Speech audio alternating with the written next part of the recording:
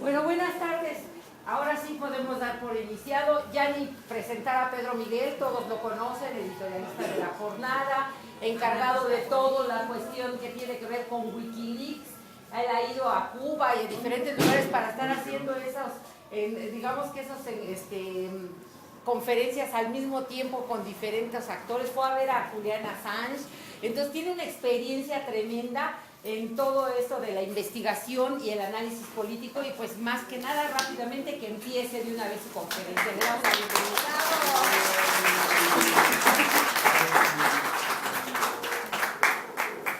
Bueno, ya me tienen aquí, entonces voy a quitar esto porque no ibas a hacer gurú por llegar tarde, ¿verdad? Así es. Tenías toda la razón, buenas noches, perdón por el retraso. Hoy tenemos noticias muy importantes. La Procuraduría General de la República anunció que se van a abrir los cuarteles, todos los cuarteles del país.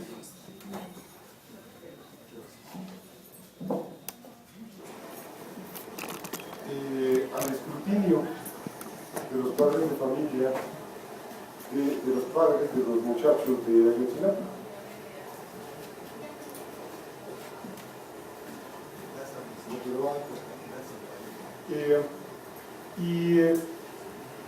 También Osorio Chong anunció que le va a dar acceso a la CNDH al cuartel del 27 Batallón de Infantería, sitio en Iguala, que es en donde se concentran las mayores sospechas de que los militares pudieron estar involucrados en la agresión contra los estudiantes. Bueno, estuvieron involucrados, de una u otra manera.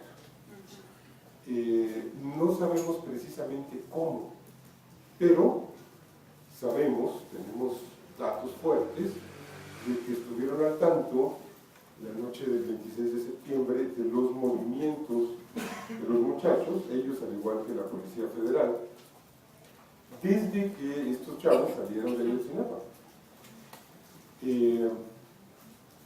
Sabemos también que había una relación estrecha entre el comandante del 27 Batallón de Infantería y el expresidente municipal Luis, ¿qué se llama?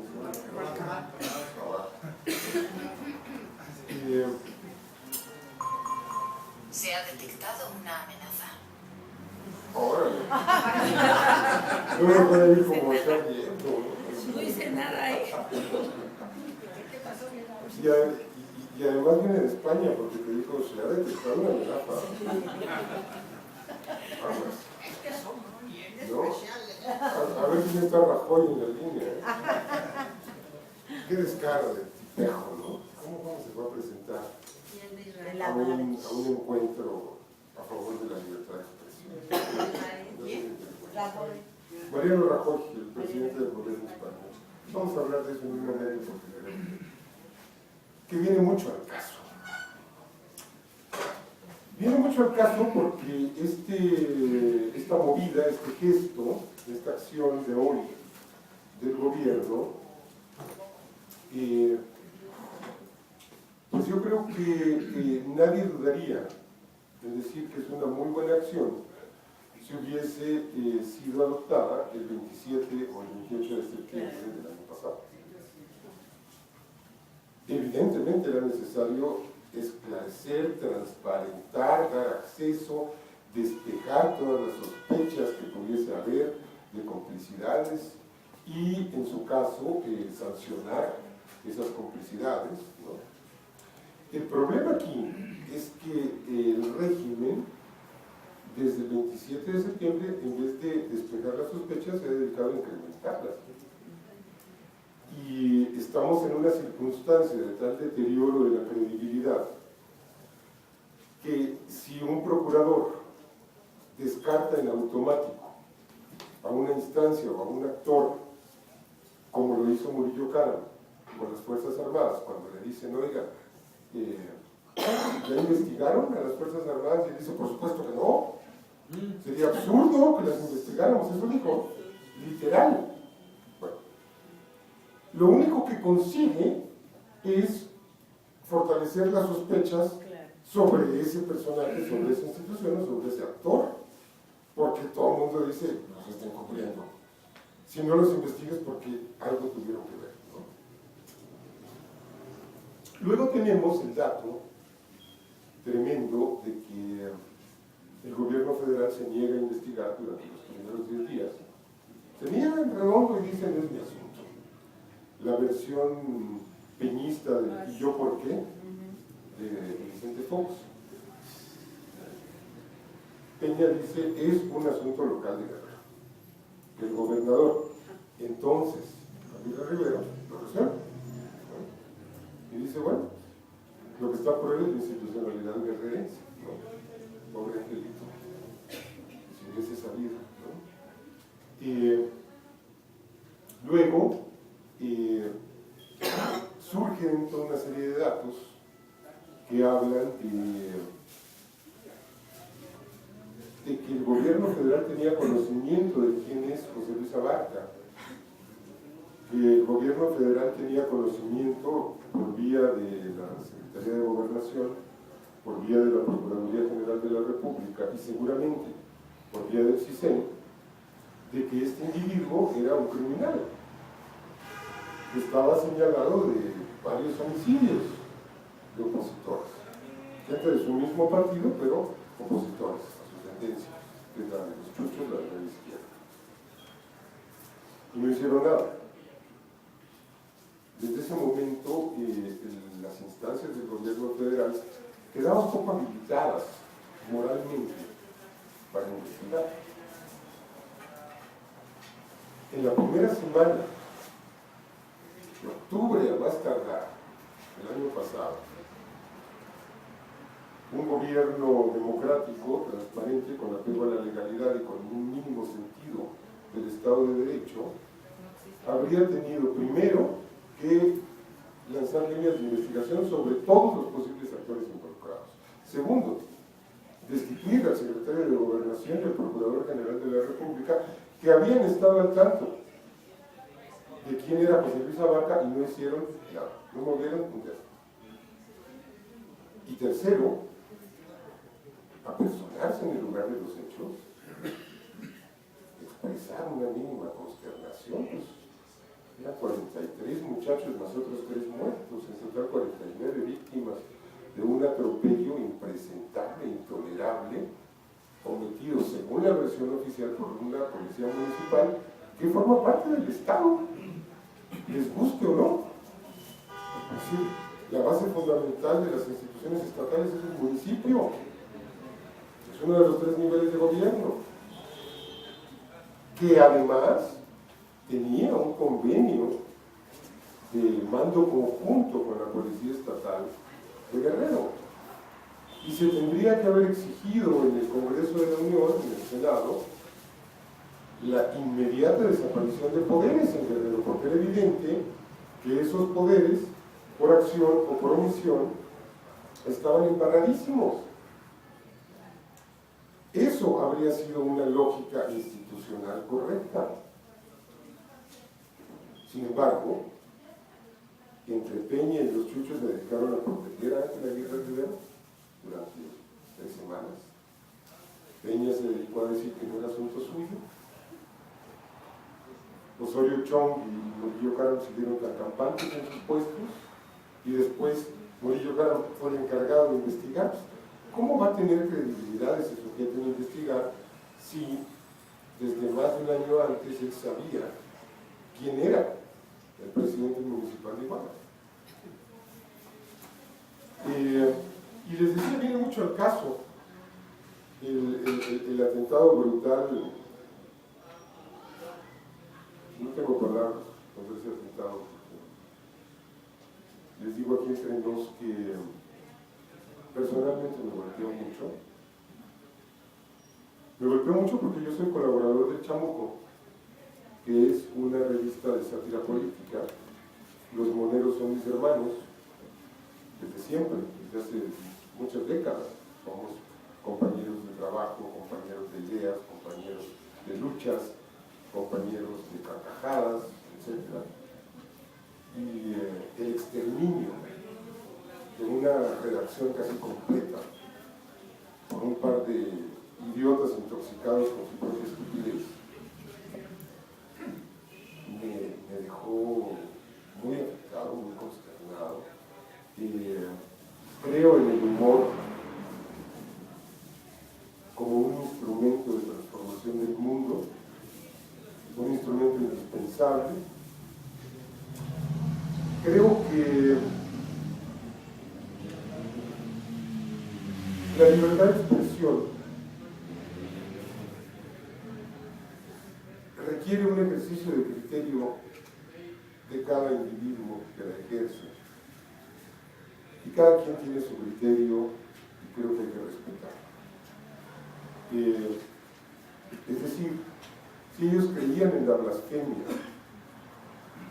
en la sátira descarnada, en el insulto, creo que tenían sus razones. No eran adolescentes jugando. Uno de los asesinados tenía 80 años, otro tenía 76. Eran viejos periodistas, eran viejos luchadores, eran gente de la izquierda más auténtica que puede haber, que es esa izquierda que critica todo. Es esa izquierda que no se plantea ningún tabú, ninguna idea preconcebida.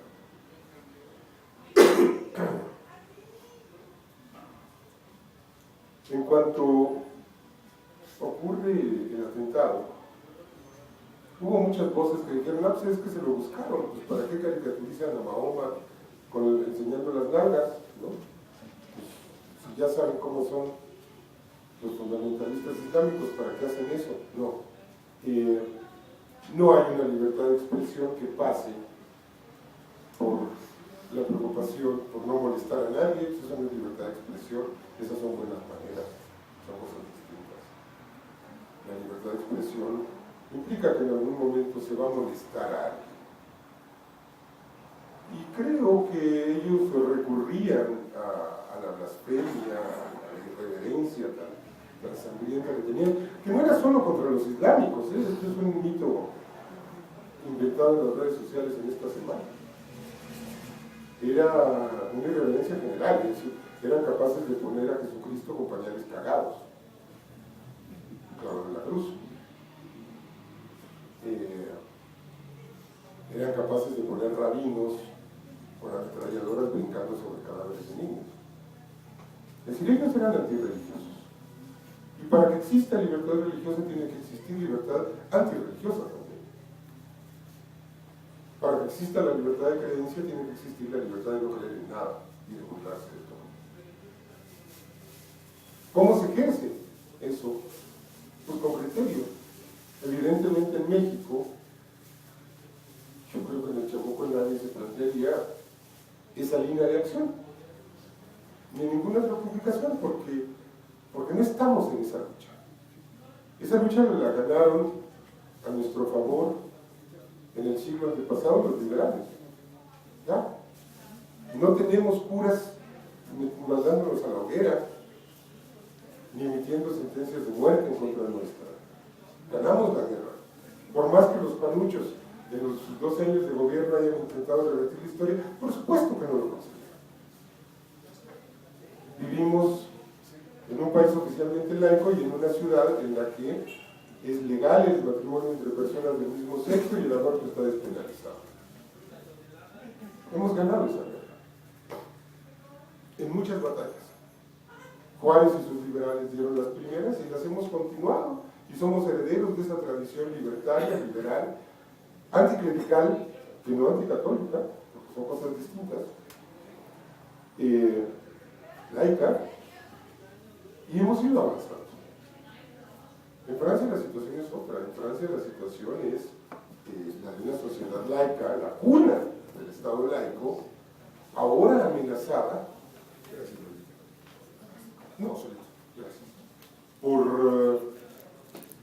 por semillas de un fundamentalismo absolutamente irracional, que es el arma no en el Islam mismo, sino en la sistemática agresión de Occidente en contra de los países islámicos. Pues esa es la verdad. No los han dejado en paz nunca, los han saqueado, los han esclavizado, los han colonizado, los han convertido en negocios bélicos, los han destruido, los han arrasado, los han metido en guerras civiles, les han arrebatado territorios. Ha sido una atrocidad permanente y claro, esto genera rencores, genera odios y genera ideas tan venenosas como las que se pudieron meter en la cabeza de este par de hermanos que se equivocaron de objetivo, totalmente. Es decir, Charlie Hebdo nunca fue una publicación islamofóbica, y mucho menos racista. Ellos estaban siempre en la primera línea de combate al racismo. Hago toda esta digresión porque les decía, miren, hace menos de un año, creo que marzo del año pasado, yo seguía a Charlie Hebdo regularmente, lo veía en internet, al menos la portada, y hubo una que me pareció impresionantemente irreverente. Era una caricatura de François Hollande, el presidente de Francia, con el pito de fuera, en la portada. Y del pito salió un globito diciendo, la presidencia soy yo. Cuando le encontraron al amante que tenía y todo esto, ¿no? Es decir, es un nivel de irreverencia absolutamente inaudito para México, ¿no? Esa era su lucha, y era respetable. Y además,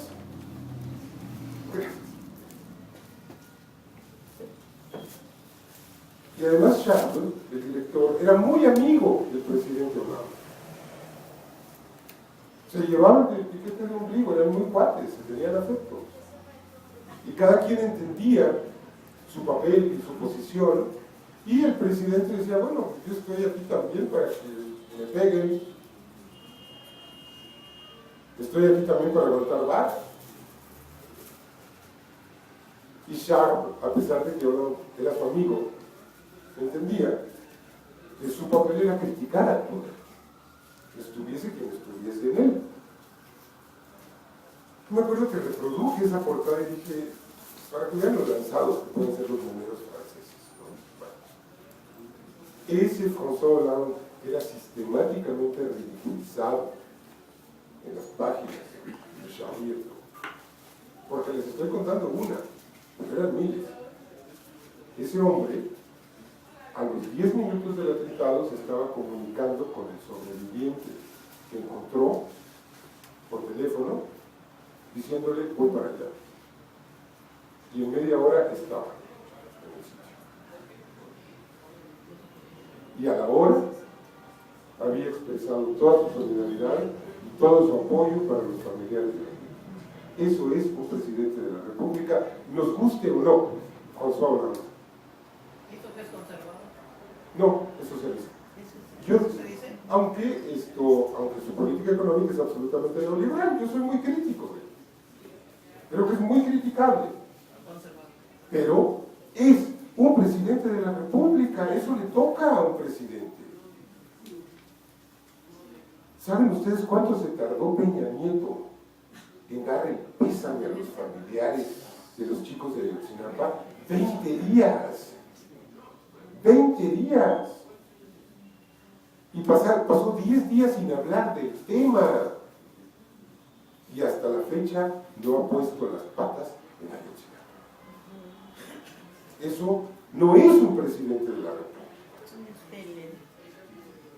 Es ilegítimo. Decía el difunto Julio Scherer, que tanto nos ayudó a transformar lo que hemos podido transformar de este país, que no ha sido poco. Decía, es un muñeco, es el nuevo muñeco. Es un muñeco. ¿Sí? Esto es inadmisible. La tragedia de Ayotzinapa pone de manifiesto desde los primeros días que el Estado está agotado. El Estado ha llegado a su límite. Este Estado secuestrado no va más. no es capaz de reaccionar.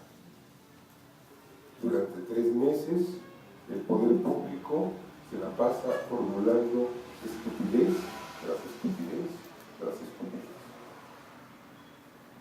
Posiciones y posicionamientos impresentables. Ya superen. Los quemaron con leña y con llantas hasta que ardieron.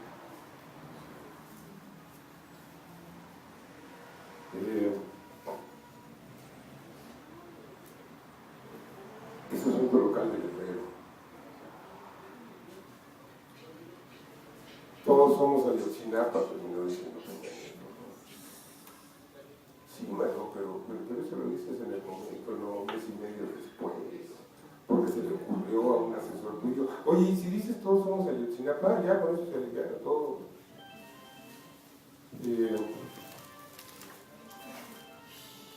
Entonces, esta noticia de hoy, ¿no? A mí me da la impresión de que es un intento muy tardío de control de daños, que por supuesto creo que no va a llegar a ningún lado. Yo ya me estoy imaginando la reacción de los padres de los chicos, ¿no? Oye, sí exigíamos entrar a los cuarteles, pero lo dejaste pasar más de 3 meses, hermano. En 3 meses Ya limpiaron. pues ya limpiaron. Si es que estaban. Digo, si es que estuvieron ahí, ni sabemos, ¿eh? La verdad es que no sabemos, es que se ha especulado mucho. Todavía hay gente que dice que los tienen vivos de un lugar a otro, yo la verdad no lo creo, pero tampoco los podemos dar por muertos. Es posible. Y además evidenció de manera muy brusca la relación entre las autoridades y el narcotráfico, ¿no? Y sabemos que esta relación pues, no se circunscribía a José Luis Abarca y a su esposa. Esto es grotesco. No es verosímil que haya simplemente 2 funcionarios y que todo el resto del aparato de Estado no lo sepa, ¿no? Lo verosímil es que hay redes de complicidad que se extienden hasta los más altos niveles de la administración pública, es decir, hasta la presidencia de la República.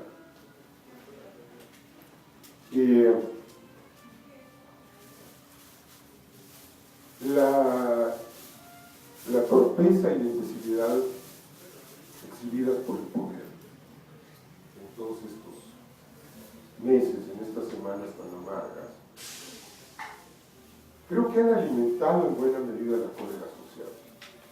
Es decir, la cólera social no habría llegado a los grados a los que han llegado si el poder público hubiese respondido con una mínima visión de país, de Estado, de gobierno. Como decíamos hace rato, ¿no? Creo que lo que exaspera a la sociedad no es nada más el asesinato y el secuestro de los chicos, es el hecho de que el poder no es capaz de moverse ni de conmoverse ante esa circunstancia. El movimiento amainó de manera notable a partir de la segunda semana de diciembre. No ha habido una reactivación de las protestas masivas, la moneda está en el aire. Yo creo que era lógico esperar que amainara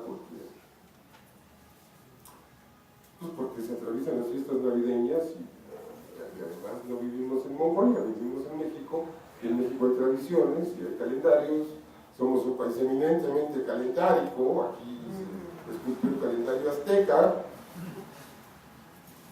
las fiestas tienen una importancia muy marcada en la vida social. Y no sé, estamos ante la posibilidad de que se reactive este gran movimiento de masas.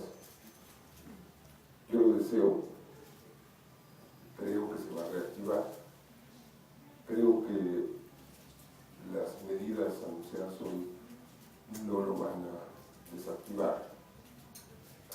estoy viendo la reacción de los padres, ¿no? Es decir, esto ya no es significativo, ya no es importante. El control de daños puede ser muy grave para la presidencia, porque sí me puedo imaginar también que los altos mandos castrenses vean esto como una humillación, como una afectación de lo que ellos llaman el pundonor militar. ¿Cómo es posible que nos estés exhibiendo a la sociedad y que nos ordenes abrir las puertas de los cuarteles? Entonces, esto creo que no solo no va a resolver la inconformidad social, sino que va a agudizar las contradicciones adentro del poder, esta vez generando un descontento adicional entre los militares. Que además se entiende, si yo fuera militar lo entendería perfectamente. Es decir, a ver, ¿cómo que me mandas a combatir a la población civil? Porque a eso me mandaste. Desde tiempos de Calderón me has tenido haciéndola de policía. Me señalas a un enemigo y luego me castigas porque le violan los derechos humanos. Pues si me mandas a la guerra, en la guerra no hay derechos humanos. Yo ejército, yo marina, yo fuerza aérea, estoy creado para aniquilar al enemigo, no para investigar delitos ni para detener presuntos culpables y presentarlos ante un tribunal. La Constitución me marca muy claramente mi misión. Y, bueno, pues me mandas a combatir a la delincuencia, pues hay bajas colaterales, como en toda guerra, y ahora la población me odia, pues porque sí, pues los narcos tienen vecinos, y pues si yo tengo que masacrar a un narco, pues me llevo a un vecino entre las patas, pues si estoy en una guerra. Y por supuesto que ejecuto a los de Tlatlaya, pues cómo no, si son del adversario, son ellos o nosotros. Todo ejército del mundo piensa con esta lógica, con la pena. Esos son los ejércitos, son aparatos para matar, para aniquilar, para destruir. No son aparatos para procurar justicia. Entonces yo sí me puedo imaginar una gran animadversión de los mandos militares en contra de este sujeto. Entonces les decía, esta vuelta de tuerca agudiza las contradicciones allá adentro. Ahora bien, también las agudiza en los movimientos populares, y desde antes. Porque en diciembre pasado, la Asamblea Nacional Popular, reunida en Ayotzinapa, decide no solo no ir a las elecciones, sino boicotearlas. En Guerrero y en el país. Y se crea la amenaza de colisión con otro gran sector del movimiento popular que quiere ir a las elecciones y que está organizado en Morena como partido. Y que dice, bueno, las elecciones son la forma más eficiente o menos improbable de transformar a este país. Si no, ¿cómo? Y aquí se plantea un problema sobre la mesa tremendo, que es, yo simpatizo y entiendo la postura de la Asamblea Nacional Popular, porque me digo, bueno, es que ha sido fraude, tras compra de elecciones, y luego llevamos a un sujeto al poder y se corrompe, se vuelve loco, se vende al narco, nos ha prestado pase y pase, sobre todo en estados como Michoacán y Guerrero, y ahora Morelos, Oaxaca. Pero en Tamaulipas nunca la oposición ha ganado nada, eso es puro PRI. Bueno, está ausente. Sí, ahí no estamos. Entonces, hay una razón para decir, bueno, pero es que esta es una farsa que le sirve al régimen para legitimarse, no la vamos a permitir, ya basta de que nos tomen el pelo, ¿no? Y no creemos en nadie, en ninguno de los medios, e incluyen a Morena, que es ese sector de la izquierda independiente del régimen, que es oposición real, que se ha planteado, sin embargo, la vía electoral como una de sus vías, no como la única. Aquí tenemos un problema serio, ¿no?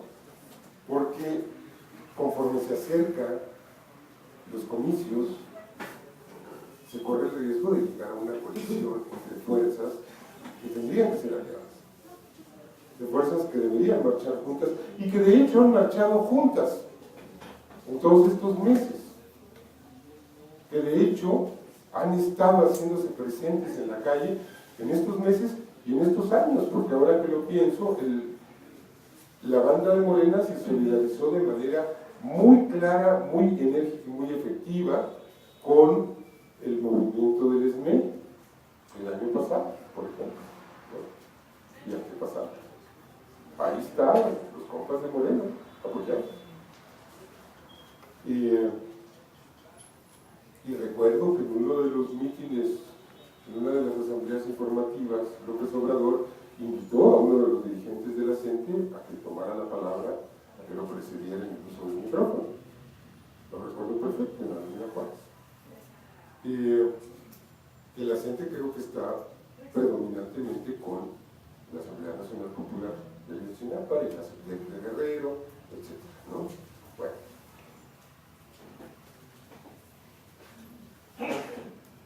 El régimen oligárquico tiene sus propias contradicciones. Yo creo que se van a agudizar. Y los movimientos de oposición sociales y políticos tienen sus contradicciones. Y creo que estas le corresponde a la sociedad gestionarlas, administrarlas y resolverlas. ¿Por qué?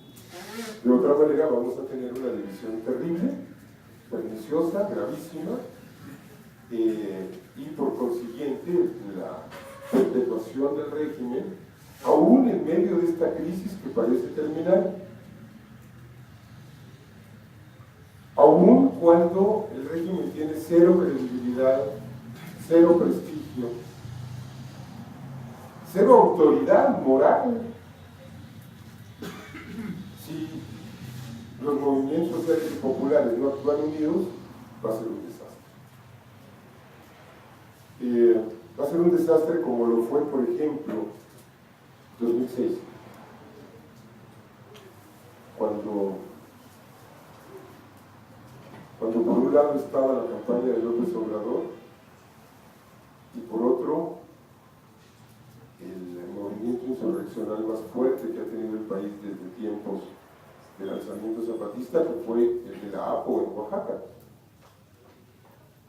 Bueno, no se hablaban los unos a los otros, vecinos españoles. No se hablaban. Y estaba Tenco, y no se hablaban. Así no es. Así está esta sociedad condenada a la derrota y a la sumisión y a la supeditación a un poder absolutamente impresentable y consagrado.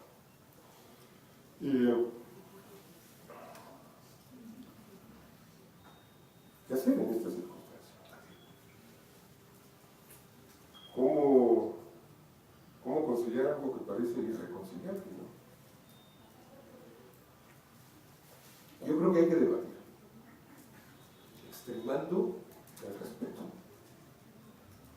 Esto quiere decir que aquí no hay que hacer uso de la libertad de expresión irrestricta, aquí hay que contenerse, aquí hay que autocensurarse. Porque lo primero que se le viene a la mente a alguien de Morena, cuando interactúa con alguien de la Sexta, es ¡qué poca madre! O sea, nos han estado dando puñaladas en la espalda. Y lo primero que se le viene a la mente a alguien de la Sexta, cuando interactúa con alguien de Morena, es que ustedes son unos vendidos y desde que estaban en el PRD nos han estado haciendo chingaderas en Chiapas.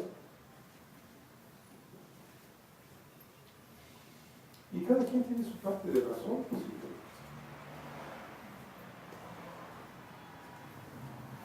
Yo creo que la gente que ahora está en Morena no es la que hizo las chingaderas paralelistas en Chiapas. Pero las percepciones son las percepciones y es muy difícil erradicarlas. Entonces sí creo que hay que contenerse y hay que moderarse y hay que escuchar.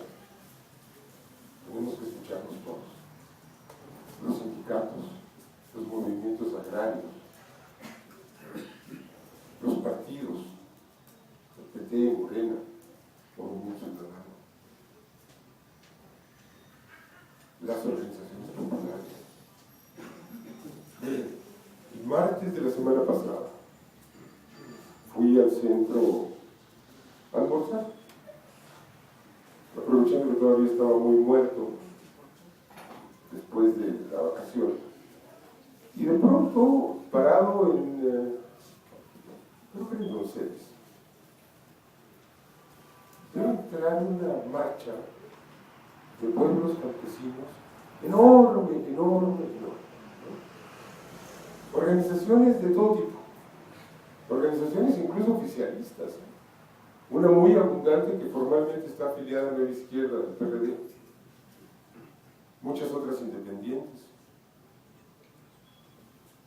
rumbo al Zócalo, de allí a la Secretaría de Gobernación, porque era el centenario de la promulgación de la ley agraria, y venían no a festejar, sino a conmemorar de manera muy combativa y a expresar sus gestas y sus luchas y sus resistencias en contra de las transnacionales, en contra de los intereses de las corporaciones agroexportadoras, en contra de las energéticas, en contra de las mineras, en contra de los proyectos hidroeléctricos, de los campos de golf, de los desarrollos turísticos. Y las izquierdas urbanas no estaban aquí. Estaban solos. Bueno, no estaban solos, venían con sus bebés, venían con sus viejos, algunos sin piernas, en sillas de ruedas. Yo decía, carajo, ¿desde dónde viene esta gente? Algunos venían desde Tabasco, otros venían de Sinaloa, muchísimos de Hidalgo, de todos los pueblos de Hidalgo. Y el esfuerzo que le significa a esta gente trasladarse y dejar el campo y dejar parientes o traerse a los parientes aunque sean enfermos y a los niños. Y nosotros ni en cuenta cuánto trabajo de conciencia nos hace falta para estar aquí. Y yo estaba ahí de chiripa, yo ni sabía. Fue el mismo día en que se manifestaron las enfermeras, pero ellas salieron en la tarde. La marcha campesina fue a media mañana. Y lo más trágico es que les decía que marchó una agrupación campesina que está afiliada a Nueva Izquierda formalmente, bueno, pero la gente de Nueva Izquierda del PRD no estaba allí tampoco para acompañarlos.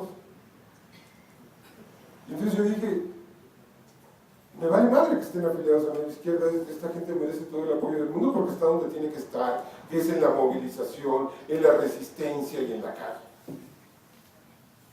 Y tuve un pensamiento muy macabro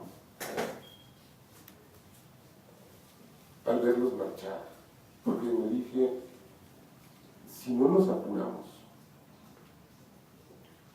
a darle a este desorden y a este desastre nacional una salida civilizada, todos estos se van a morir porque están a un paso de la insurrección, están a un paso de agarrar sus escopetas y de ir a hacerse matar frente a los cuarteles.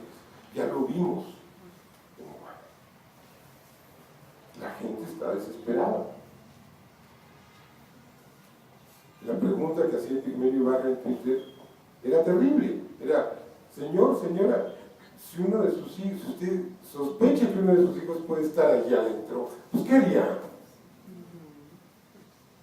Pues tirar la puerta. Y si uno es un campesino al que le han negado todo, y al que han expoliado, y han explotado, y le han quitado los precios de garantía, y lo han sacado de los programas de apoyo al campo, porque los recursos se los dan a los narcos, eso lo sabemos desde el sexenio pasado, porque este es un narcogobierno. ¿qué hacen? Y además van sobre sus tierras y además ahora es legal porque las leyes secundarias de la reforma energética autorizan la expropiación. Si una petrolera o una compañía eléctrica se interesa en mis 4 hectáreas, yo tengo 15 días para inconformarme y si no llegamos a un acuerdo, me expropia el gobierno. Y dice, te van a dar una retribución justa. Sabemos cómo son esas retribuciones justas.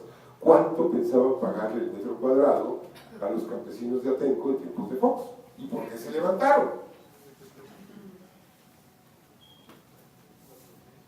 Entonces, pensé, bueno, estamos contra el tiempo, es decir, esta gente se puede morir. Y a punto de una guerra civil. Y además, el problema con esto es que luego esos alzamientos son como gallinas sin cabeza, como lo hemos visto en Michoacán. Porque cuando hablo de cabeza no hablo de dirigentes, sino de claridad. Y en Michoacán no ha habido claridad en el movimiento de autodefensas, con la pena, pero no la ha habido. Ahí estaba Hipólito Mora, 2 semanas antes de que lo agarraran, diciendo que la presencia del comisionado Castillo en Michoacán era una garantía de que todo se iba a arreglar. Dios mío, Negociando. qué falta de formación política. Y ahí estaban Mireles en las mismas, elogiando a Peña Nieto, diciendo, no, si mi problema es con el presidente municipal y con el gobernador, pero yo apelo al apoyo del presidente de la República.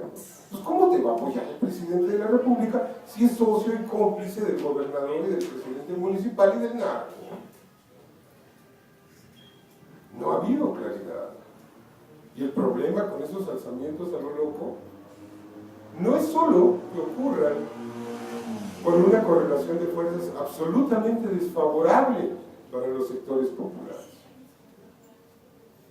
No es solo que impliquen una tasa de muertes adicional a la que ya ha habido. Es también que ocurren en los sectores no necesariamente mejor formados e informados del país. Y les digo, estos movimientos de los agricultores michoacanos, con la pena, pero no tienen una visión de país atrás. No tienen ni siquiera una visión de comunidad. No tienen una visión del mundo, como si la tienen las policías comunitarias de la meseta tarasca o las policías comunitarias de Guerrero, que tiene a una de sus dirigentes todavía encarcelada y el gobierno se sigue haciendo pendejo para tenerla en el bote. Una mujer que debería estar en el Senado de la República, que debería estar en la Cámara de Diputados, que debería estar gobernando Guerrero, porque es una ciudadana honesta y comprometida con sus conciudadanos. Pues está presa. Y Mireles, y Mora, entonces,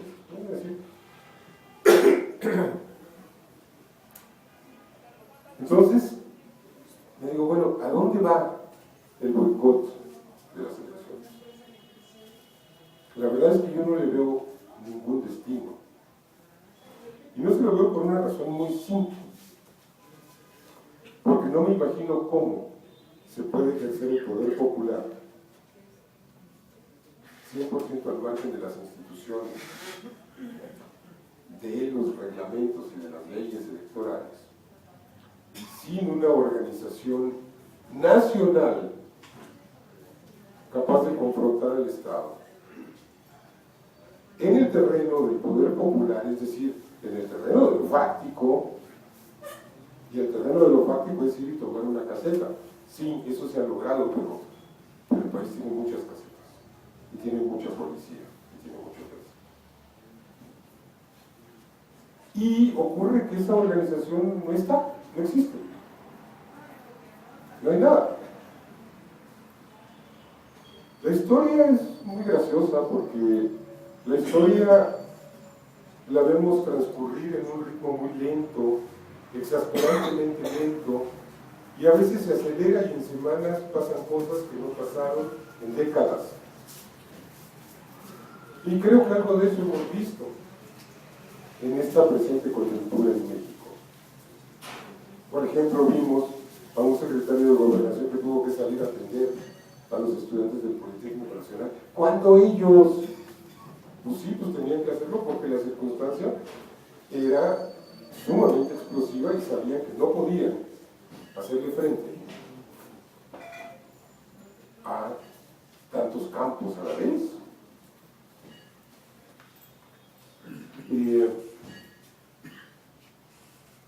Entonces, puede ser que esta organización brote, se articule, yo lo dudo, yo lo dudo mucho. Si es así, que padre, vámonos todos al paro nacional, bajemos al país. Pero me temo que esto es una utopía.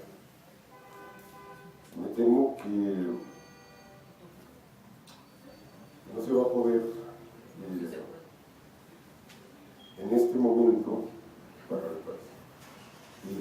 Yo decía en noviembre, miren, ahorita, si en vez de ser 100,000 somos 2 millones, Peña Nieto se cae. Si sacamos 2 millones de personas a la calle, Peña se cae. Si simplemente nos paramos en Reforma 2 millones de personas, como el plantón de 2006, pero el plantón de 2006 eran 50,000 personas, en su mejor momento. Bueno, necesitamos 40 veces más, 2 millones, que tampoco es la gran cosa para esta ciudad. ¿Cuánta masa hubo en la Plaza Tahrir, en el Cairo, en Egipto, para tirar a Mubarak? 2 millones de tipos que hay. Y Mubarak se cayó con esa simple presión. Ellos fueron tiroteados, pero ellos no dispararon un solo tiro. Bueno, no tendríamos que hacer nada más. Pero la verdad es que esto no se ha logrado. Y si no hemos sido capaces de convencer a la gente a que done un día de su vida para irse a parar a Reforma o a Insurgentes o a las principales plazas del país, podremos convencerla de que le entre a la toma de casetas, de que no vaya a trabajar, de que no tome Coca-Cola, de que no coma pan Bimbo, de que no vaya al Walmart. Pues yo creo que no. Y el escenario de boicotear las elecciones exige plantear alternativas como estas, porque no es nada más boicotear las elecciones. Estos compañeros dicen, no, expongámoslos a su propio ridículo y a su propia miseria y dejemos en evidencia que esto es una farsa. Pero más en evidencia que 2012.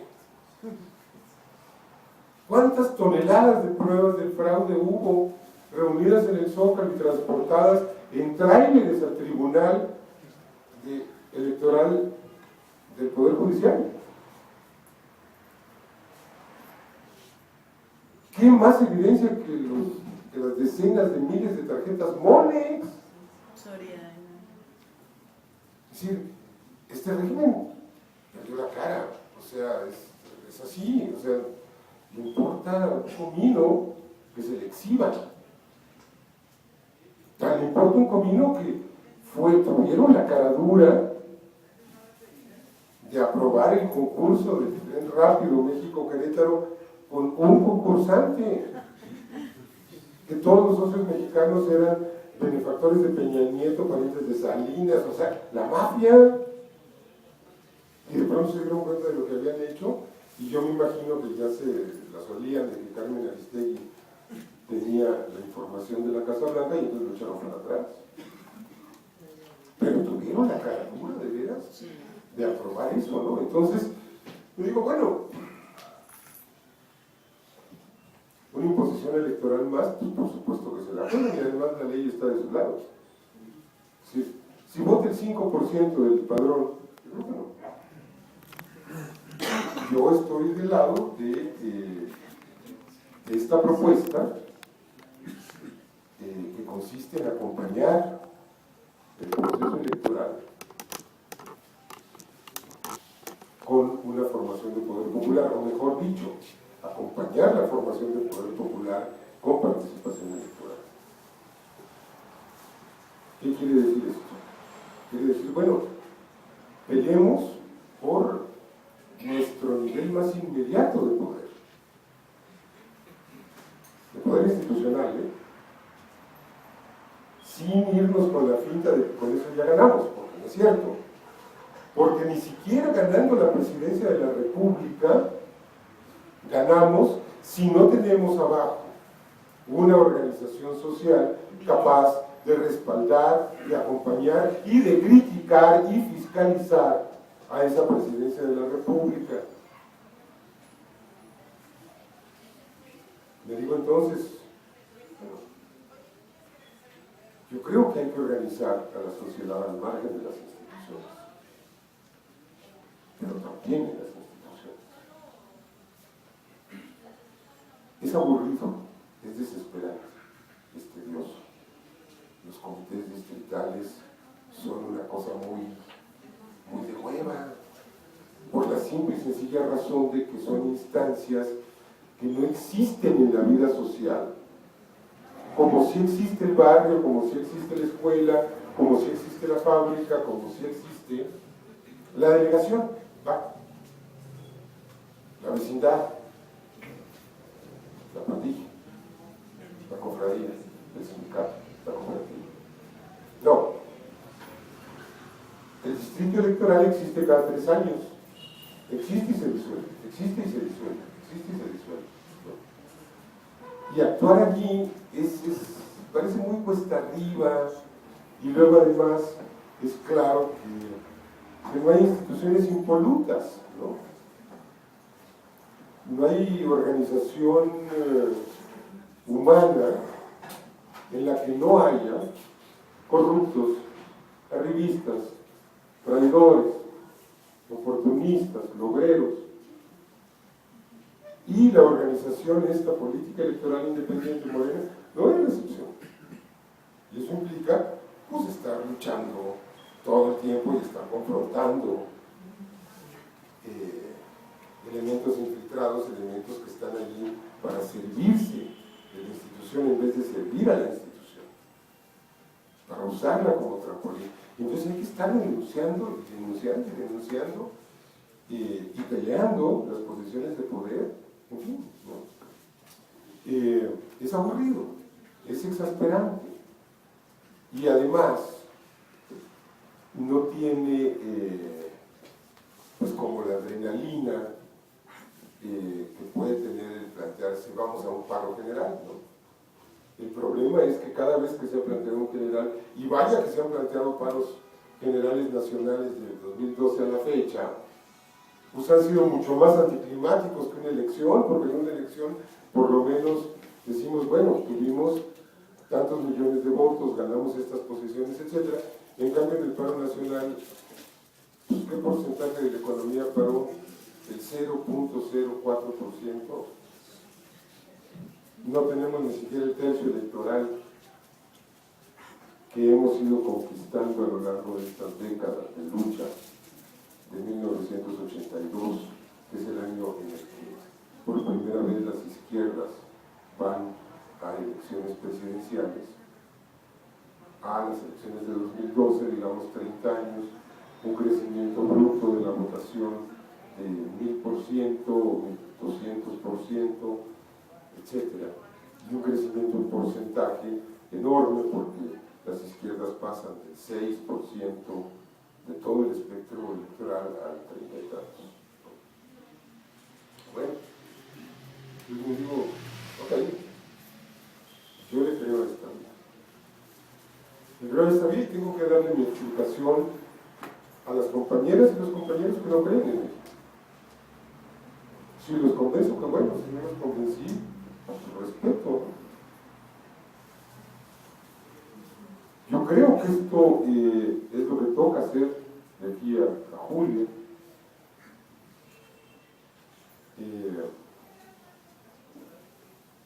Espero que no haya confrontaciones innecesarias entre entre gente que está luchando básicamente por lo mismo.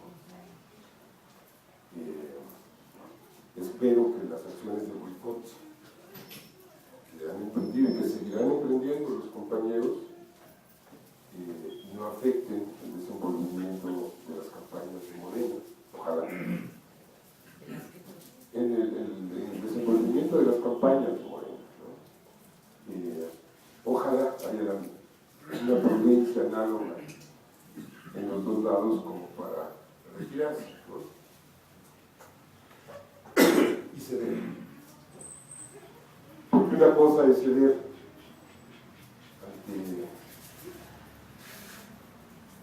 ante posturas hermanas y otra cosa es ceder el territorio al opresor. Yo digo, bueno, no había elecciones de ceder el territorio al opresor. Este es el panorama que veo en enero de 2015, México, muy a grosso modo. Y si les parece, ahora platicamos y ahora van ustedes.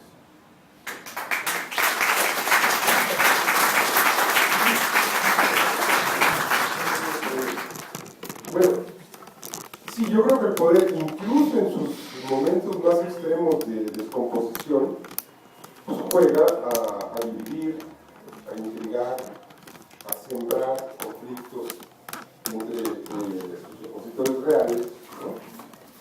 Por ejemplo, tenemos los casos de las provocaciones del año pasado.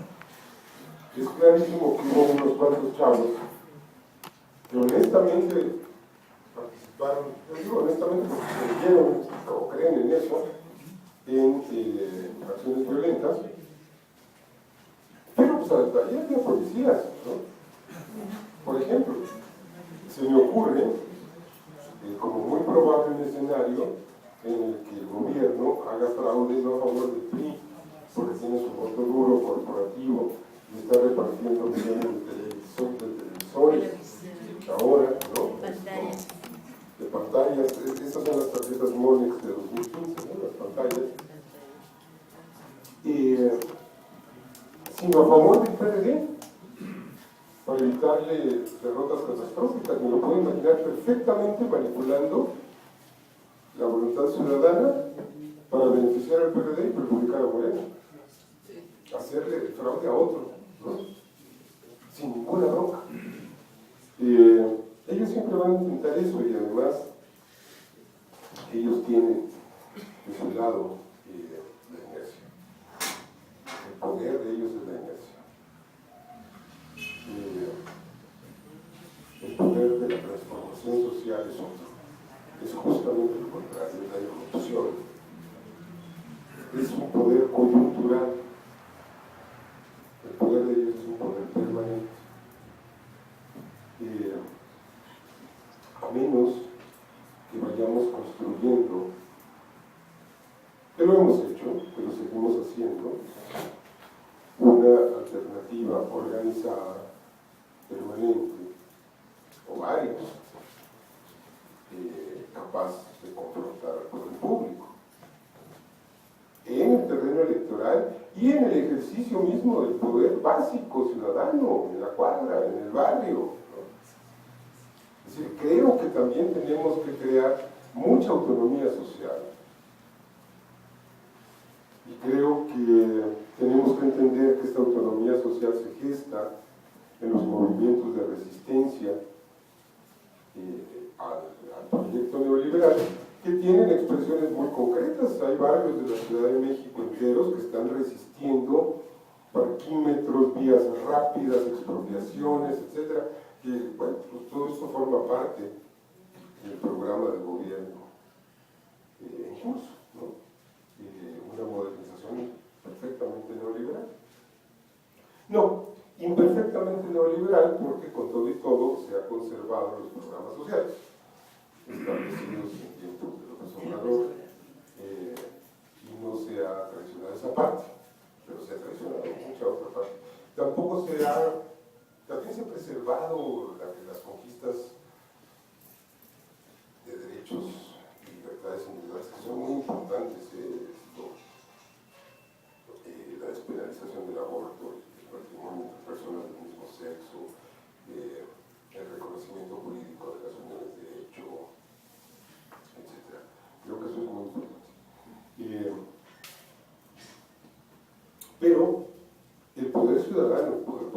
en esas luchas. Cuando esas luchas logran articular un círculo de estudios, un centro cultural, un comité permanente, esa es una gran victoria. Cuando esas luchas se disuelven, porque son infiltradas por el poder, porque alguien mete la mano y compra a algunos, y todo termina en la nada, entonces son una gran derrota. Entonces, creo que estoy hablando, bueno, y Podemos es algo que surge con el movimiento de los indignados hace ya varios años.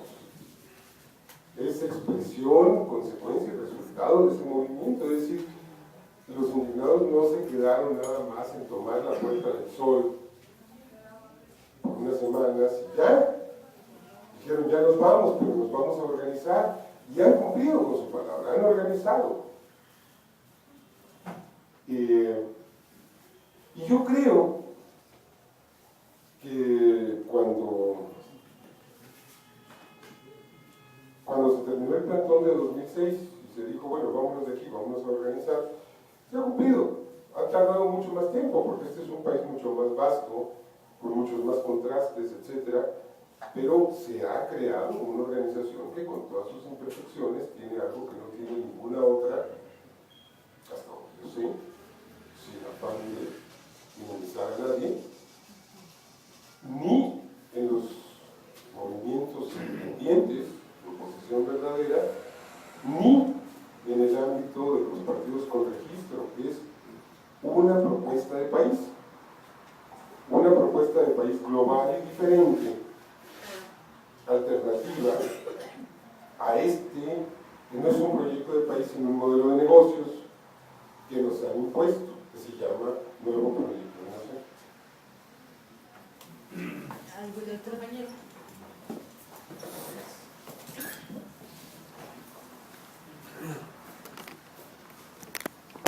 Gracias. Buenas noches. Bien, el primer punto que quería tocar es esa cuestión del atentado al Charlie Hebdo. Yo creo que si de veras nos duele tanto esas cuestiones, esas salvajadas, ya habría que empezar por cuestionarnos nosotros mismos los modos de expresión que usamos para concebir estas formas de pensamiento. Se dice que hay que, toda la gente que ha comentado esto, siempre empiezan diciendo, es que una cosa es que las religiones sean muy respetables, todas las religiones son respetables, pero otra cosa es hacer esto. O sea, la raíz de todos estos fanatismos son las religiones.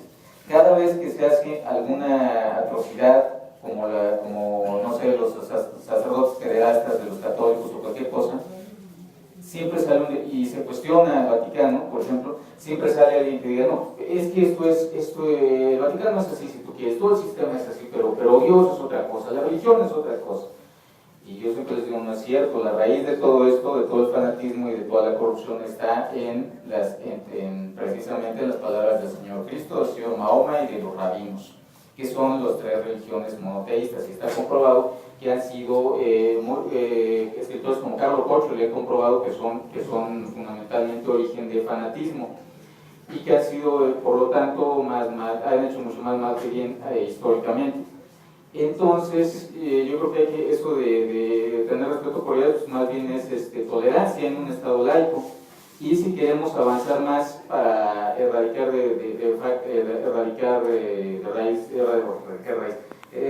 pues el fanatismo, yo creo que ya habría que pensar en una educación atea, como la que pensaban grandes pensadores aquí en México, como Germán Arzubide, que tiene todo un libro dedicado a pedagogía de la educación atea, desde los niños para que se eduquen así. Yo creo incluso que esa sería la única forma de tener libertad religiosa en México, porque aquí ahorita no lo tenemos, o sea, a los niños se les educa desde chicos para seguir la fe de sus padres, sin ningún razonamiento. Y eso tampoco es compatible con la lucha social, eso lo ha demostrado gente como el señor Javier Sicilia, que pues su lucha ha sido muy cuestionable y precisamente es por ese tipo de creencias. Bueno, Lo segundo el segundo punto es sobre la organización social. Usted dice que ahorita no podría ser factible, pero, y lo compara con el plantón de 2006, pero es que estamos de acuerdo ahorita en que después de hay un antes y un después de Ayotzinapa. O sea, después de esto es una gran parteaguas, ¿no? O sea, la gente que está ya con mal vaso, pues, está la gente ya muy enfurecida, ya muy indignada. Si están dispuestos en Guerrero y en Oaxaca a arriesgarse, ahora sí que a morir así casi con las bayonetas de los soldados, pues digo, debe de haber alguien que diga, pero es que podemos hacer algo que sea más efectivo y sin arriesgarse tanto. O sea, debe de decirles eso, pero que sea efectivo de veras, que sea incluso capaz de llevar a juicio a estos infelices.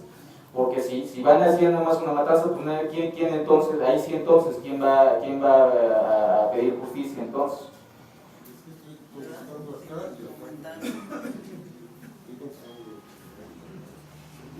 A ver, yo disiento contigo, y te voy a decir por qué. Mira, Nietzsche postuló Dios ha muerto. Y unos años después de eso, Dios postuló Nietzsche ha muerto, y el que tenía razón era Dios. Es decir, a ver, lo que te quiero decir es que la creencia continuó, y el que se murió fue Nietzsche. Otro ejemplo tremendo, Dios fue fusilado en la Unión Soviética en enero de 1918, compañero. Anatoly Lunacharsky, que era el comisionado de Educación y Cultura, organizó un juicio y el fusilamiento de Dios.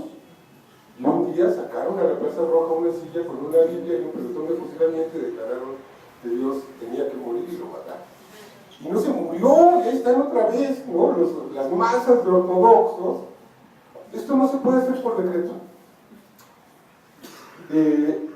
Mira, te aseguro que no vas a encontrar a alguien más convencido de su ateísmo que un servidor. De veras, me cae gordo Jesús y Mahoma más, y Buda más todavía, y Tezcatlipoca me caga. O sea, ok.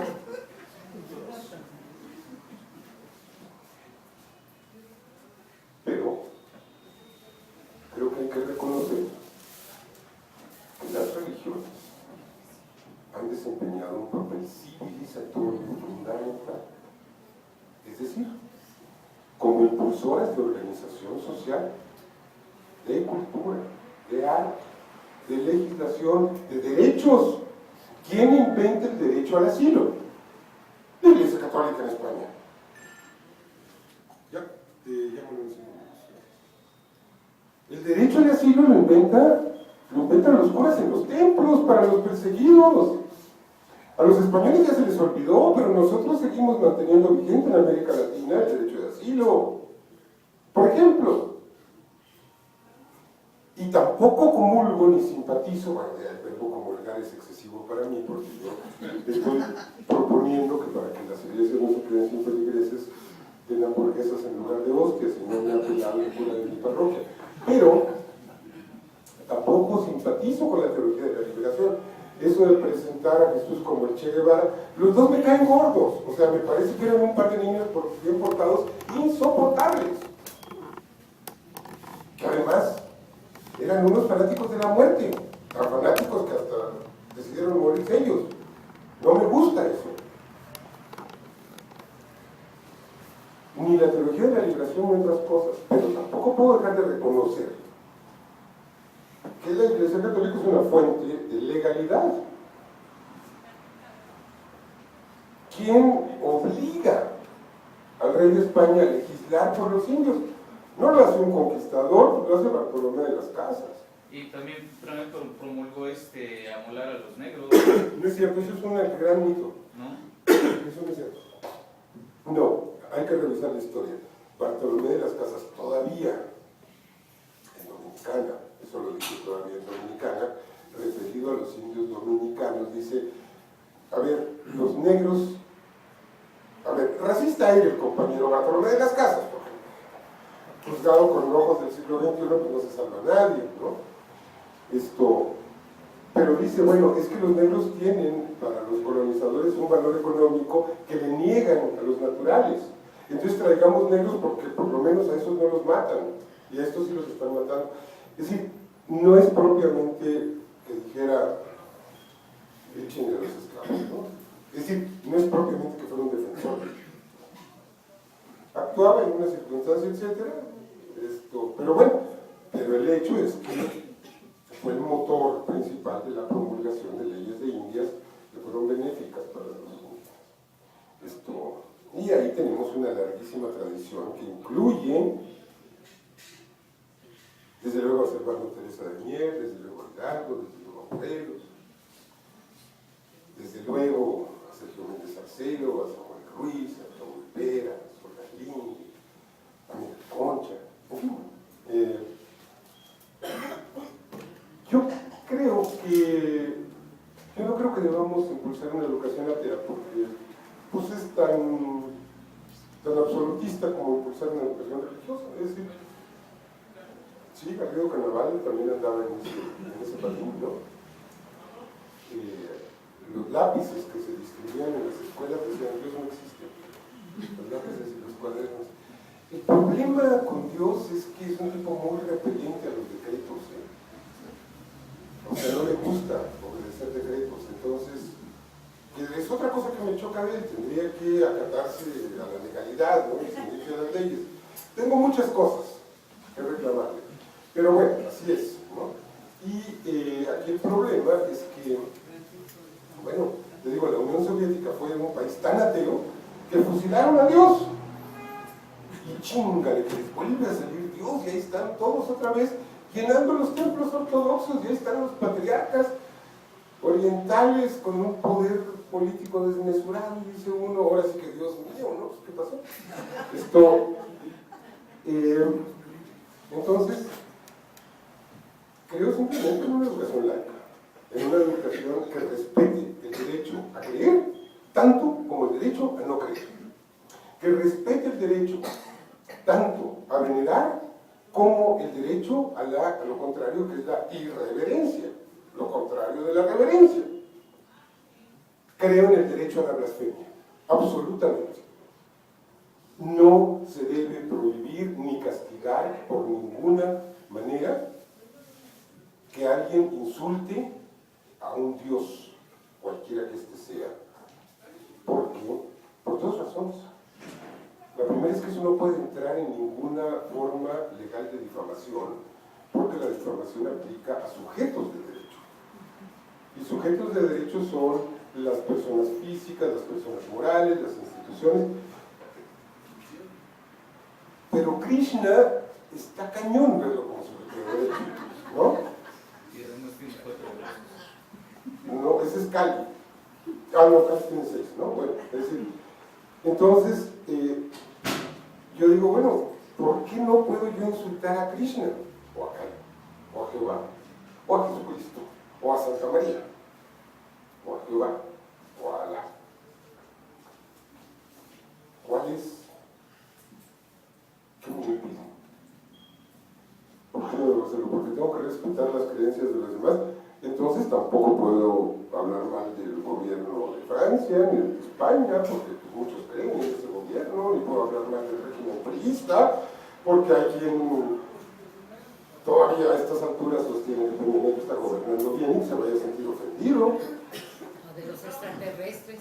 O de los extraterrestres. Entonces, aquí el problema es que, ¿cuáles son los topes de la libertad de expresión? La difamación, que aplica a la difusión de información deliberadamente falsa sobre una persona. Esto es algo demostrable. Esto es algo perfectamente demostrable. Es decir, si yo digo, ella me robó mi cartera hace 20 minutos, y voy y lo publico en la jornada y le tomo una foto, le estoy difamando. Es demostrable que la difamé.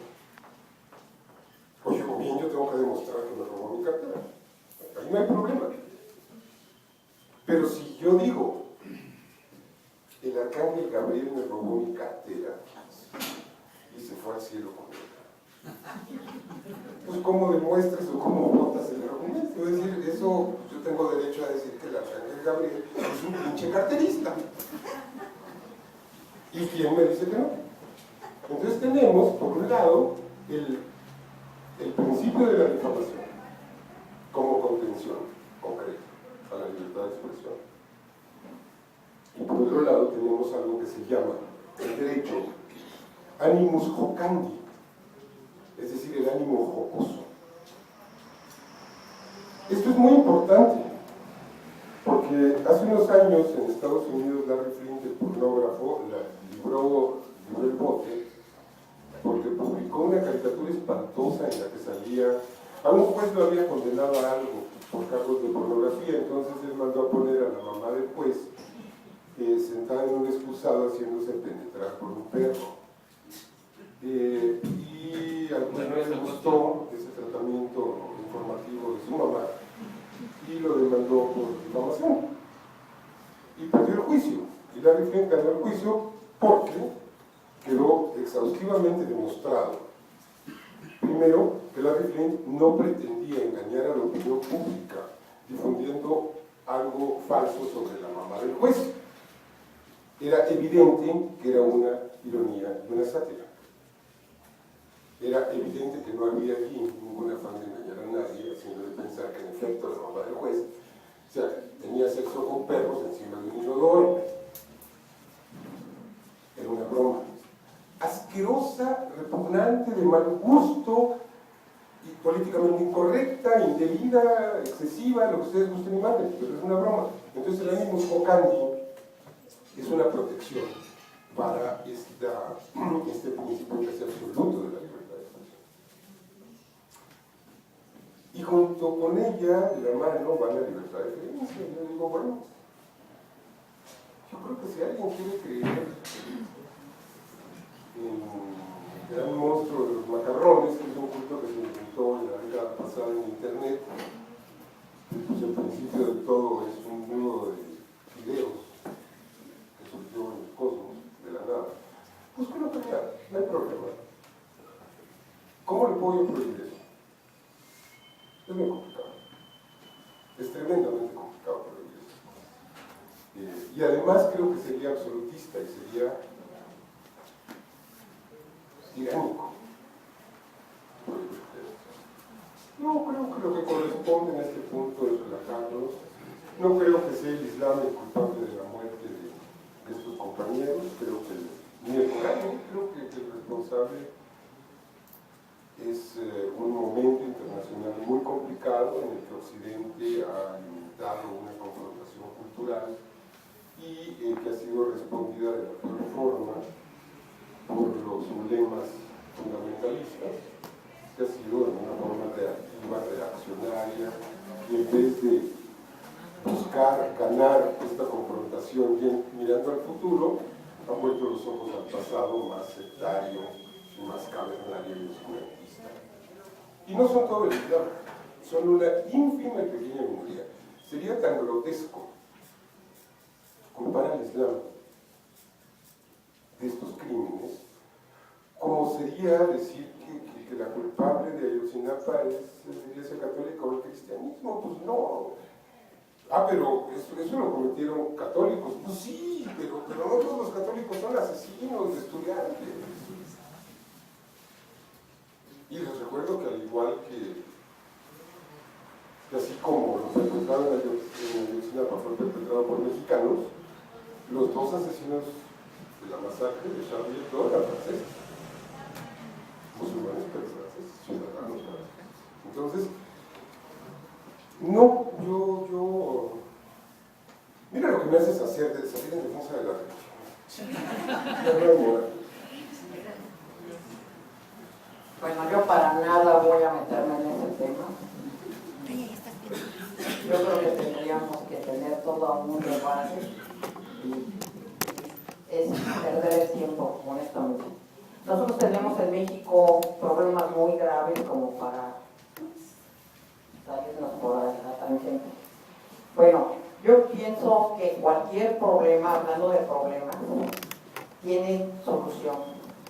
Entonces, tenemos que ver todos los posibles escenarios, me refiero a la elección, para ver qué podemos hacer. Una primera situación en la que habló el compañero es dedicarnos a tirar a esta gente. Se me hace más efectivo y un objetivo muy claro que nos une como nunca, a pesar de que se diga que estamos divididos, que no nos importan los campesinos. No, sí nos importan todos, nos importa nuestra gente. Yo nunca había vivido algo tan fuerte como ahora, de que por fin se reunieron los de la Ibero con los de Atenco. A su mecha, ¿no? Jamás había visto algo así. Sí. O sea, la unión que hemos logrado casi parece milagrosa, honestamente. Para como éramos, ególatras, comodinos, conchudos, etc. Y todavía todo el mundo anda muy enojado pero por lo mismo. Entonces ese enojo, esa rabia, ese coraje lo podemos traducir en objetivos concretos y lo que más nos interesa es la caída de esta gente. Ella cada día hacen una maldad. Son malos, pero bueno. Entonces yo creo que enfocarnos a eso. Lo otro puede ser simultáneo, porque si como las cosas se nos están viniendo encima, entonces si votamos, malo porque los prestamos al circo de estos. Ya tenemos mucha experiencia en eso. Y si no votamos, pues estos hacen de las suyas, porque el abstencionismo con su voto duro, pues pueden hacer lo que se les dé la gana. Sin embargo, y eso por eso yo vine hasta acá, para poderte comentar, hemos sabido que ni siquiera los partidos tienen la suficiente gente para el registro. Otra cosa que supimos es, y eso porque Noroña lo comentó, es que debe de haber las suficientes casillas para que se dé la validez. Y a pesar de que en el INE, que no lo deberíamos de aceptar, porque al votar estamos avalando otra reforma ilegal, improcedente a todas luces, podríamos de todas maneras invalidarlos, porque no es posible que con unos cuantos votos los señores se quieran legitimar. Entonces tampoco es así. O sea, como que tendríamos que tener varias alternativas para poder incidir y que es más, yo opino como los mugrientos gringos. De todo podemos sacar provecho. Son oportunistas. Entonces esta es una oportunidad de oro, no nada más para el enano, ¿no? Oligofrénico, no, para muchos gobernadores y alcaldes, y etcétera, etcétera, etcétera. Es una oportunidad de oro. Veamos la crisis como una oportunidad y tengamos que estudiar a fondo el problema para ver cómo podemos incidir. Yo lo que vengo a escuchar y vine a escuchar es la propuesta. Yo te estuve viendo en el internet. ¿Qué propuesta? O sea, una organización alternativa. O sea, tenemos que hacer algo. Algo ya. Esa indolencia ya no es posible. Entonces, una propuesta de, por ejemplo, un sistema alternativo de cómputo. Por ejemplo, ¿no? Bueno, se nos pueden ocurrir mil cosas. Y para el paro, olvídense, se nos pueden ocurrir también. Y sí funciona. Y sí puede funcionar. ¿Pregunté? Ella sigue luego tú, ¿no? Hola, buenas noches. En primer lugar, muchas gracias por la invitación, muchas gracias por compartirnos tus conocimientos y tratar de hacernos despertar. Yo te quiero pedir un favor enorme, ayúdame a terminar de entender por qué es que no avanzamos. Yo recuerdo desde el 2006, yo creo que debimos haber estado todos en la casilla que nos correspondió, o la que nos corresponde, cuidando, vigilando, denunciando. Cuando ahora la aprobación del Senado, de la ley energética, acabábamos de estar con Andrés Manuel, miles de personas, sí, millones de personas. Y le dijimos, él preguntó, ¿quién va a ir al Senado para evitar? Y todos levantamos la mano.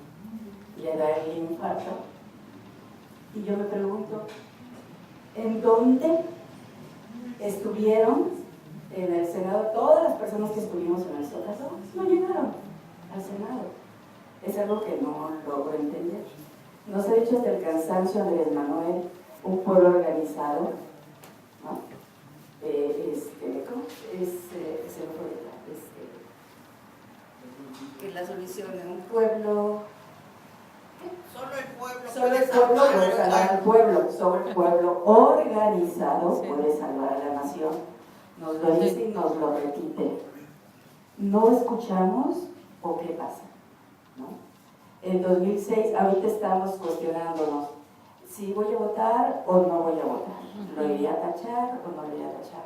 Ya llevamos 8 años en los que pudimos habernos organizado, haber propuesto a los candidatos a personas honradas, trabajadoras, responsables, como nuestros candidatos, ir con los partidos en general y decirles, aquí ya no esto voy a esperar a que me digas, ¿votas por este o por el otro? Mira, aquí te tengo de nuevo otros 2. ¿Por cuál votas?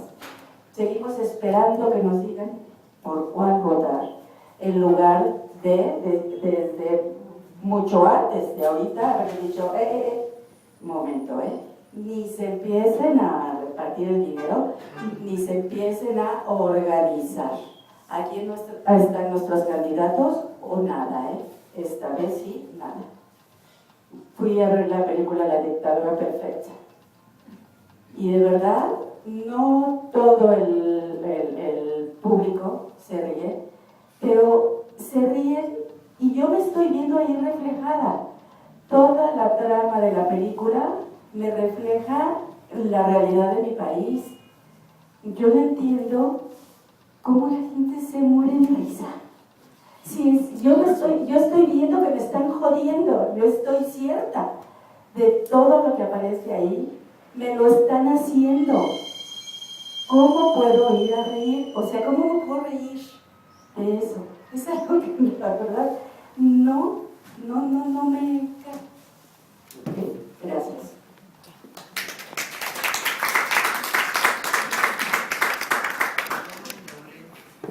Mira,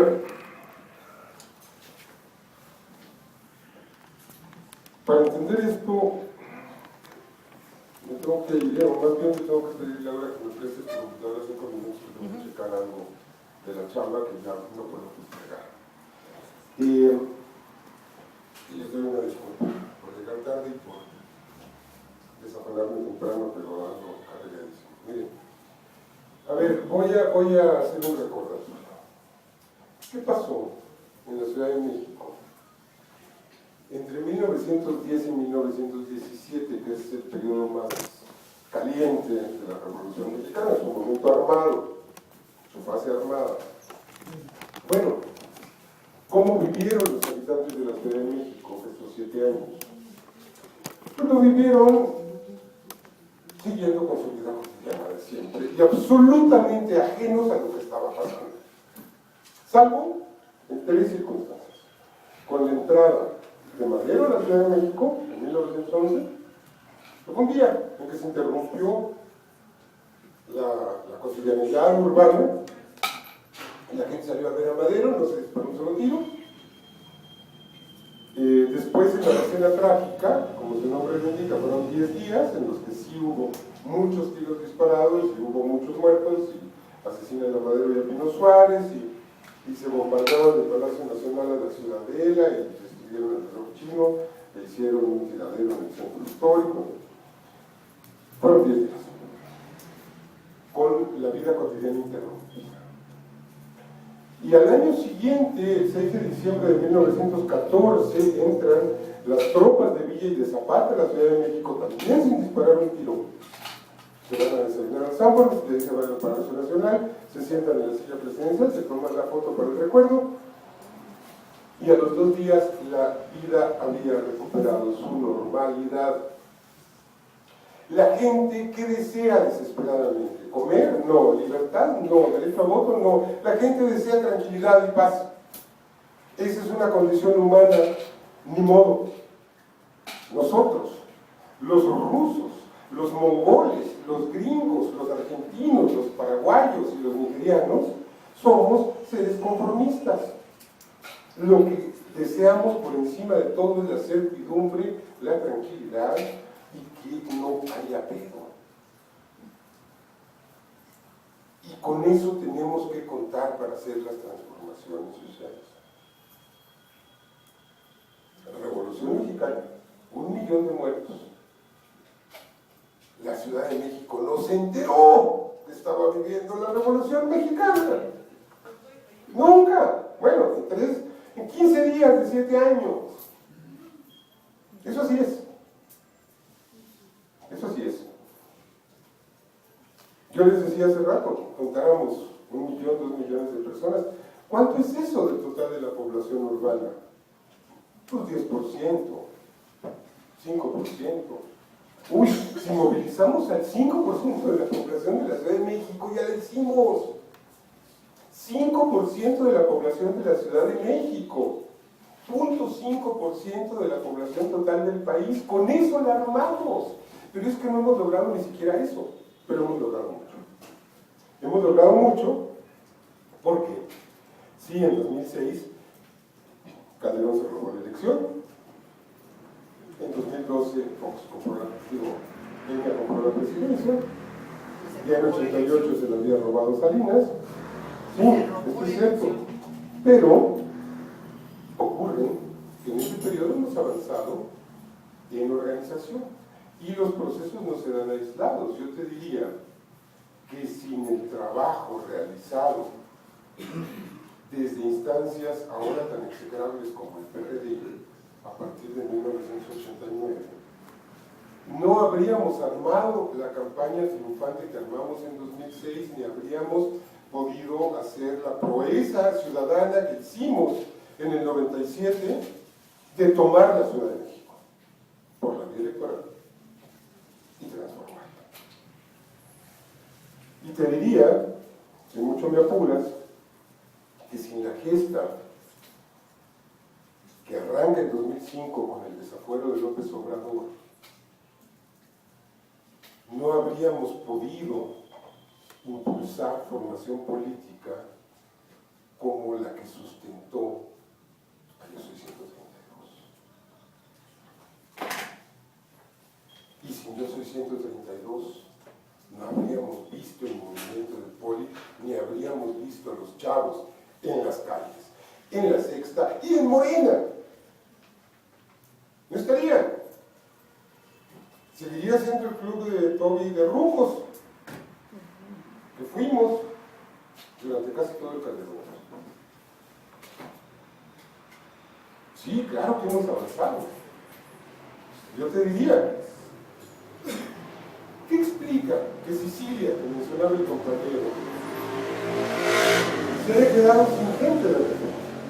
Porque las primeras manifestaciones a las que convocó fueron masivas, con un chingo de banda.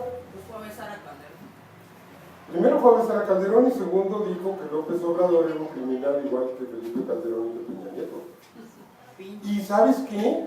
Pues los que estaban marchando ahí eran López Obradoristas en buena parte, entonces se le vaciaron las marchas con la pena. Es que el señor votó por el PAN. Y me atrevo a decir que si hoy hay una reacción masiva, conmovedora de la sociedad en solidaridad con Ayotzinapa, ello se debe en buena medida al trabajo político que hemos venido haciendo durante la última década. Claro. Sí se puede. Entonces, no, hemos avanzado. La historia tiene retrocesos y caídas atroces en la barbarie. Pero yo diría, hemos avanzado y mucho. Y vuelvo a mi dato. En 1982 las izquierdas divididas en 4 candidatos presidenciales obtuvieron 1.400.000 votos. En 2012 tuvimos 15 millones de votos. Bueno, hay un crecimiento. Y hemos construido instituciones. Y nos las han corrompido, nos las han acanallado, nos las han tirado. Y hemos vuelto a crearlas. La Comisión Nacional de Derechos Humanos. ¿Quiénes estuvieron jode y jode con el tema de los derechos humanos durante décadas en este país? Las izquierdas. no era la derecha. La derecha creía en los derechos naturales o divinos, no en los derechos humanos. Entonces, sí hemos estado empujando a la historia.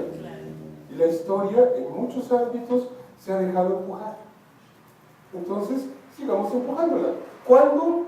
¿Quién sabe? Eso, como decía Kapuscinski, es uno de los grandes misterios de la historia. ¿Cuándo? ¿Por qué una revolución empieza un 7 de junio y no un 14 de noviembre? Sepa la chirimoya, eso no lo sabe el poder, no lo saben los revolucionarios, nadie sabe dónde va a brincar la liebre y dónde va a prender la chispa, como nadie se imaginó. Que el movimiento estudiantil y popular más grande en décadas iba a surgir en la Ibero. O sea, te creo que en Ayotzinapa, te creo que en el Poli, te creo que en la Ibero. Sí. ¿Y quién fue el segundo contingente que se movilizó? El TEC. O sea, eso es un misterio. Eso no sabemos cómo ocurre. Va a ocurrir. Ahora, va a ocurrir, y lo vamos a ver, va a ocurrir en el curso de nuestras vidas. Mira, eso hay que despreocuparse. Mejor ahí relajémonos y no estemos pensando, uy, me urge porque yo ya quiero cambiarme de departamento y ni modo que me cambie de departamento antes de que ocurra la revolución. No, pues no, o sea, relájate. Es decir, estás trabajando para ti o estás trabajando para tus bisnietos. Lo importante es que estás trabajando para darle un sentido a tu vida. Gracias.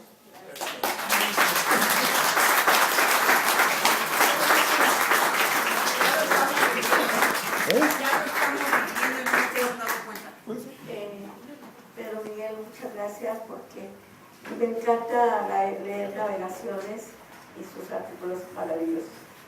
Una pregunta solamente. ¿Por qué en la Cámara de Diputados a Morena le van a dar voz pero no voto? Así es. Yo quisiera saber por qué. ¿Por qué se da ese Porque hay un vacío legal. fenómeno? Porque hay un vacío legal tanto en la ley orgánica del Poder Legislativo como en el COFIP, etc. Entonces, es ambiguo si puede conformar o no una bancada sin haber participado en una elección. Entonces, pero a mí no me parece que eso sea un tema muy importante. Es decir, mientras menos privilegios tengan los diputados de Morena, menos se van a poder corromper, lo cual me congratula.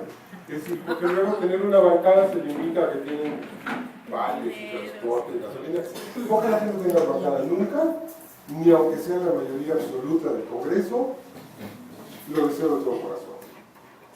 Eso sí, también tener miedo, Pedro, ¿podrías comentar algo sobre el aspecto a nivel internacional, estos asuntos de los ataques de falsa bandera que también se mencionan en el caso de Francia? No lo creo, no creo que sea así. A ver, compañeros, Pedro perdón, tiene, compañeros, tengo una cosa en la computadora que me están esperando. Discúlpenme, les agradezco mucho, les doy disculpas por el retraso, pero creo que estuvo sabroso.